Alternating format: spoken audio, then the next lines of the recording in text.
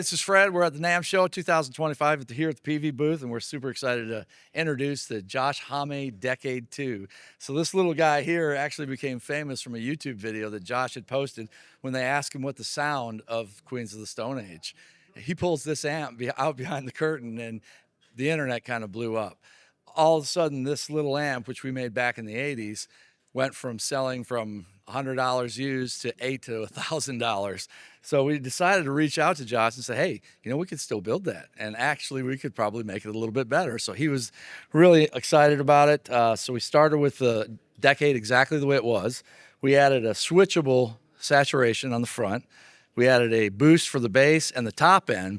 And on the back, so it has a little broader palette than the other one did. And on the back, we added a transformer isolated DI out, which is really, really cool.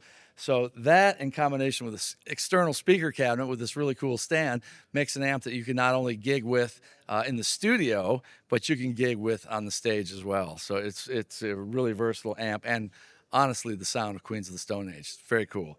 From there, we decided, hey, we've got the Decade. We might as well take the preamp and stick it in a pedal.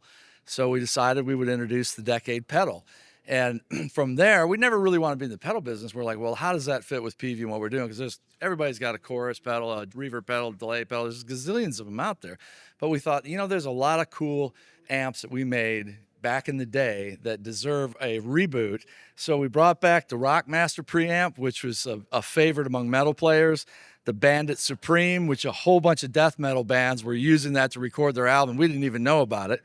Then the VTM, which was the amp that Adrian Vandenberg was on tour with Whitesnake with. And this is a really cool pedal because it has all the different hot rod mods on the dip switch, just like the amplifier had back in the day.